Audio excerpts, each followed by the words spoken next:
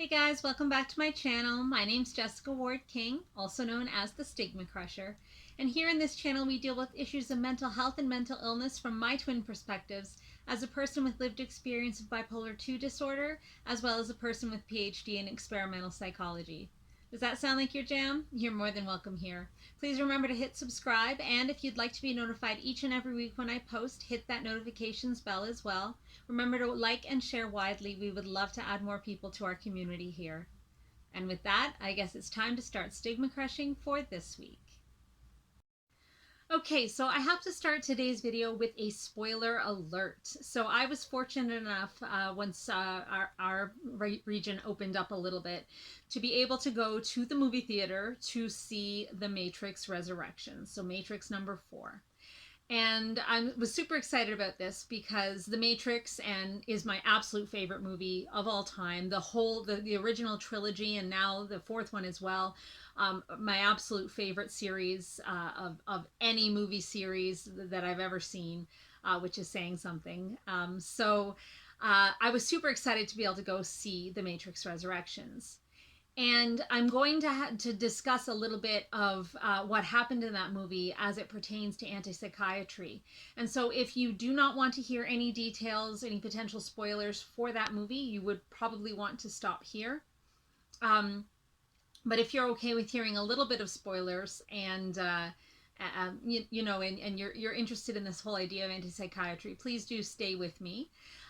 So how the Matrix Resurrections, the whole setup of it is that Neo, who, I mean, if you haven't seen the original Matrix, this probably won't make a lot of sense to you either, but Neo, he supposedly was the one that had to stop the war between the machines and the humans. The machines were trying to annihilate the humans. And so Neo, all through movies and through a lot of plot twists, but eventually came out of the Matrix, which is really just the world pulled over your eyes, as Morpheus would say. He comes out of that shared reality that the computers have created, goes into the real world and tries to stop the war, and ultimately is fairly successful in stopping the war between machines and humans and allowing humans to continue to survive.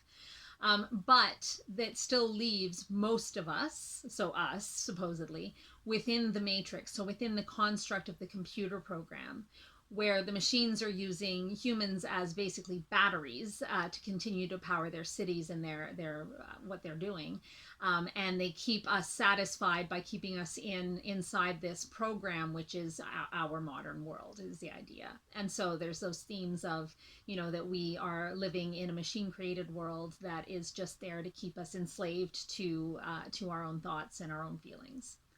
And so the Matrix 4 Resurrections has Neo, who actually died at the end of the third movie, resurrected and made into another, put back into the machine world as a battery.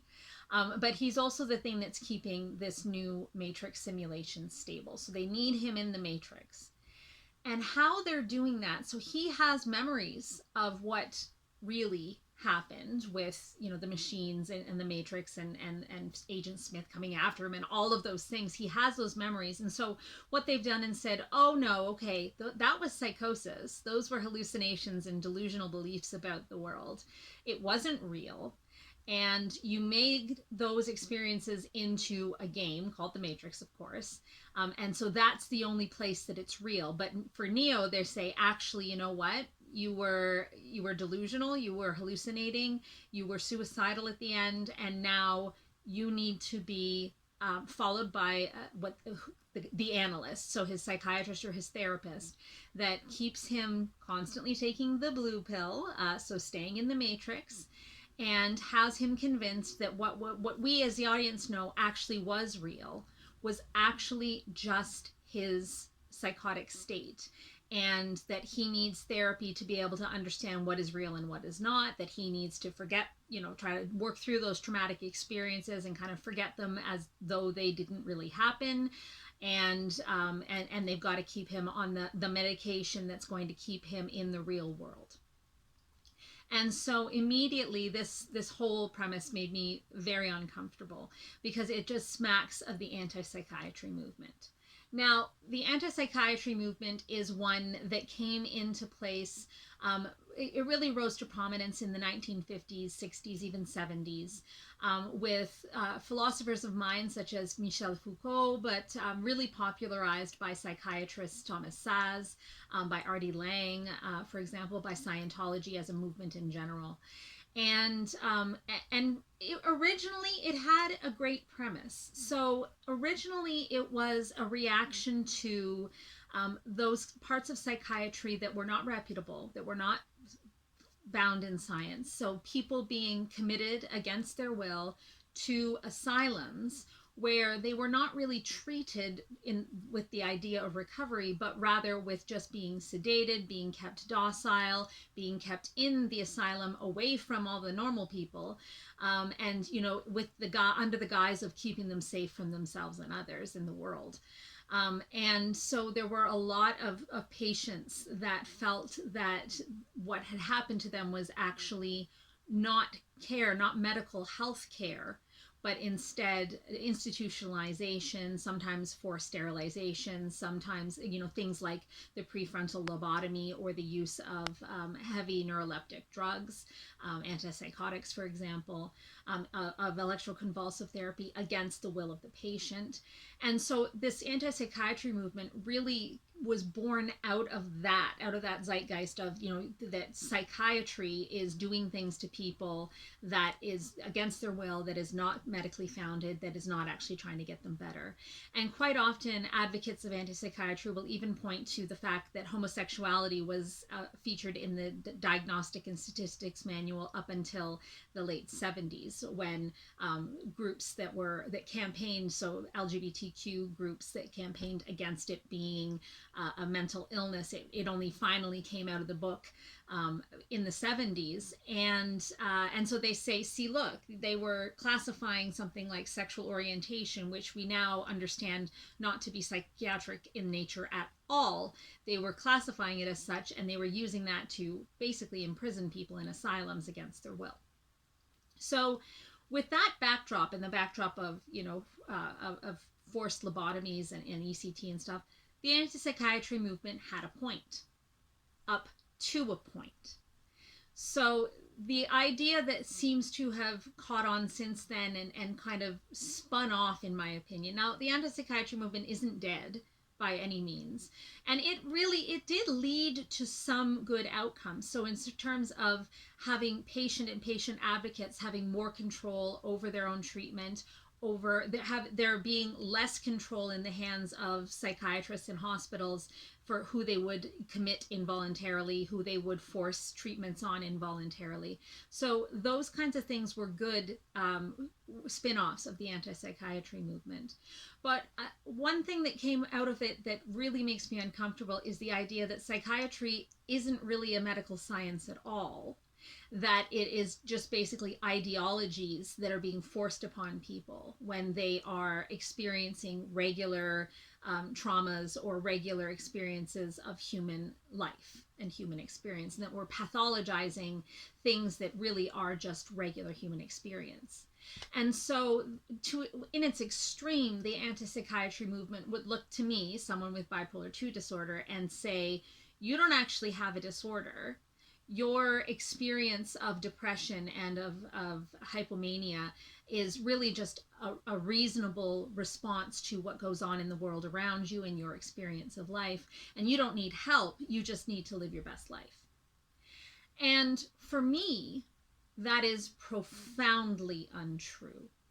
I know that for me, my disorder is something that I cannot live with, and that medical intervention has in the past helped me greatly to recover from absolutely untenable situations with my depressive disorder and my hypomania, and that without psychiatry and without medical intervention, I would not be here any longer. And so in that sense, for me, the anti-psychiatry movement is very profoundly unsettling. And so as I sat there in the theater and I watched this familiar trope being played out where the analyst is in control over Neo and is forcing him to stay with the world pulled over his eyes.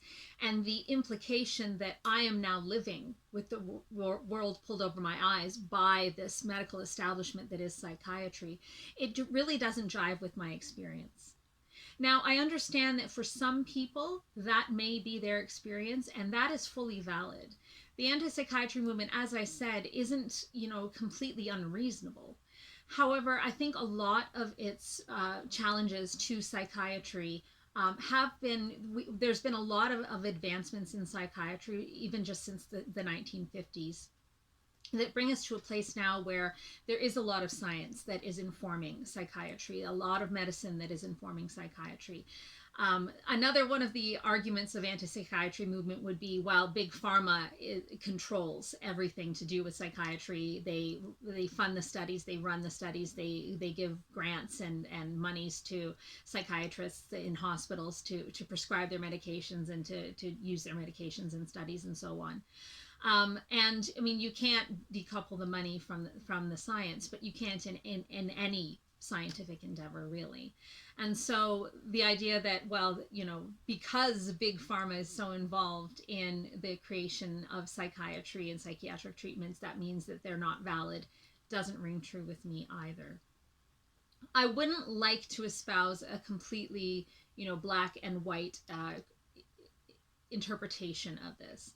So in the Matrix, like I say, the analyst, it becomes clear, it becomes, completely stated and clear that the analyst is trying to keep Neo down, that we know that his experiences were real, and the analyst is trying to convince him otherwise.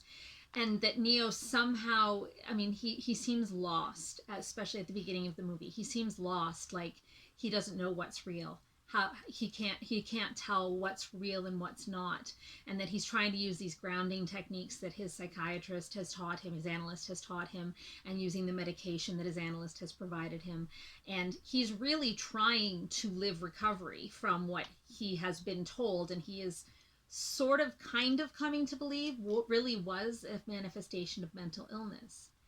And I think to myself, so it's the point of this portion of the movie for me to realize that all of the treatment that I've undergone, all of the medications that I take and the talk therapy that I've done is really just keeping me with the world pulled over my eyes. That's not my experience at all. And it makes me uncomfortable because I do see this argument being made, and I fear, because it's such a popular movie, that many people will see it and say, aha, that's right. Therapy and psychiatry isn't a real science. It's really just trying to keep the man down and put their finger on top of you and keep you down. And that will increase the stigma against treatment for psychiatric disorders. And it will reduce the number of people that seek the appropriate help, because they will have this anti-psychiatric idea going on in their head that they can't trust psychiatrists, that the psychiatrists are really just there to control them. Again, are there cases where that could be someone's true lived and living experience? Absolutely, it can be. But for me, I know that the illness that I'm suffering is an illness. It's a biological illness. It responds well to biological and medical treatment. It's also an illness, a thought disorder, so it also responds well to changing the way that I'm thinking. So with cognitive behavioral therapy or dialectical behavioral therapy, for example. But I do know that for myself and for a lot of people that struggle with mental illness, the psychiatric institution is absolutely necessary. Is it perfect? No. I've said on this channel way more times than I care to count that we don't know how or why a lot of our treatments work. Good science is being done to figure that out so that we can have more targeted, better treatments. So that we can figure out what the causes of our diseases are, rather than just treating the symptoms or that constellation of symptoms that is the basis of diagnostic categories in psychiatry. We know we're just looking at syndromes and we don't actually know what causes them or how to address the cause. But the science is being done.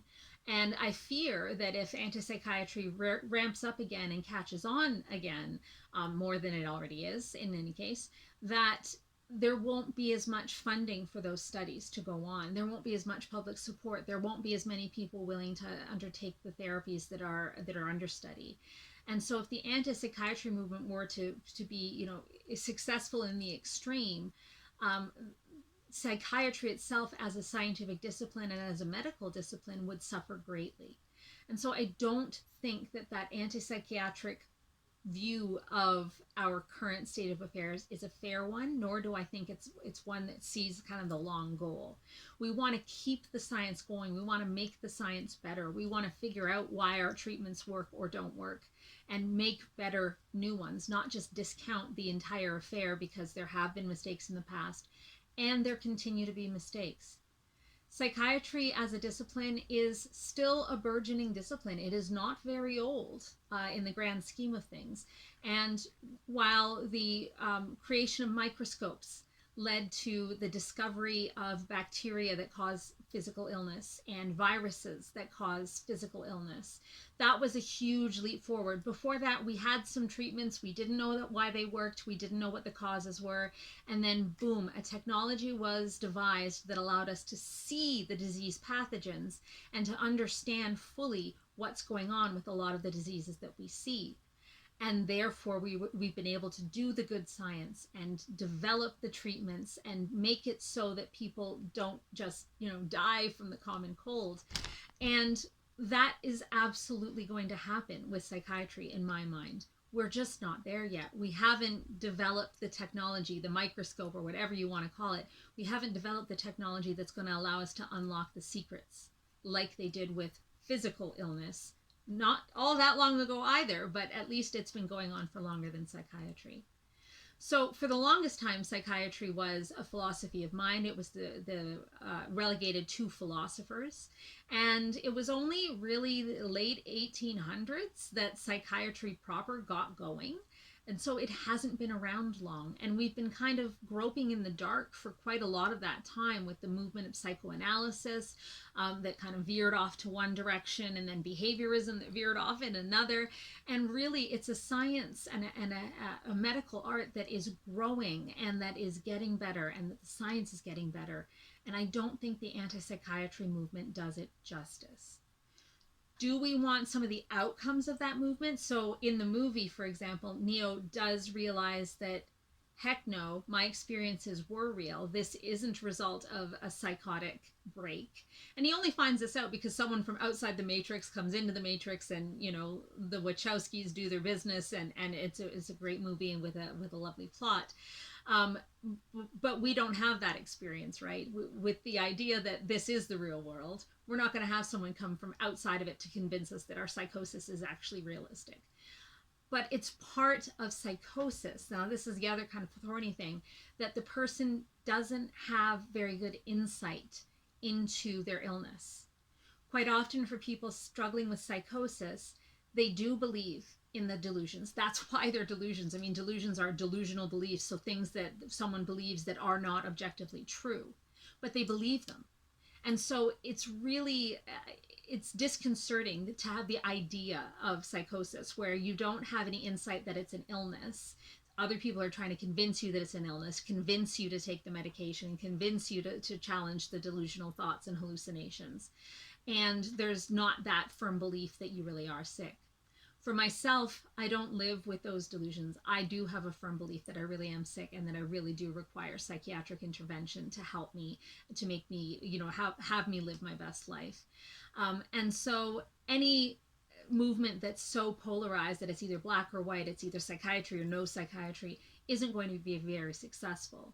So the outcomes of that movement that allowed the patient, Neo in the movie's case, myself in my real world case, to take the reins of my own treatment, to ask questions, to understand what is, what my symptoms are like, what the treatments are like, what I can expect for prognosis. For me to be able to direct my own care, to choose what kind of medications I do and do not take, to choose whether I need to be inpatient or outpatient treated, to be able to really take the reins in my own care. Those are great outcomes of the anti-psychiatry movement. But what is not a great outcome is to have widespread belief that psychiatry is not a medical science and that it's not helpful and that it's really just keeping the man down. That is not helpful, and that is what I objected to in the movie. Now, that said, it's still an interesting thought experiment. It's an interesting thought experiment to think to yourself, how would I know if everyone's trying to tell me my beliefs are not true? How do I know that they are or that they aren't, that I really am ill?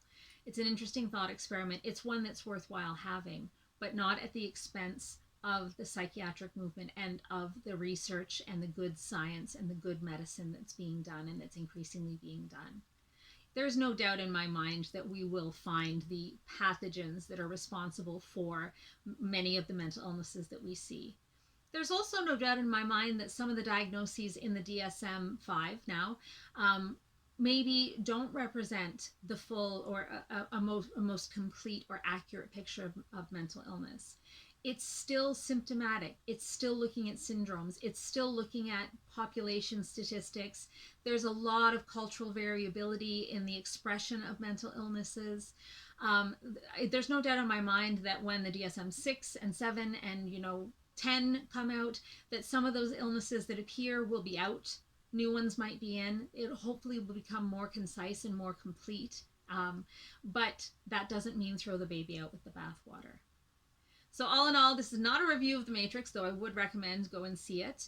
But if you're like me and you have kind of a squirmy feeling in your body when you're seeing this whole anti-psychiatry movement piece coming onto the screen, just remember what we've talked about here.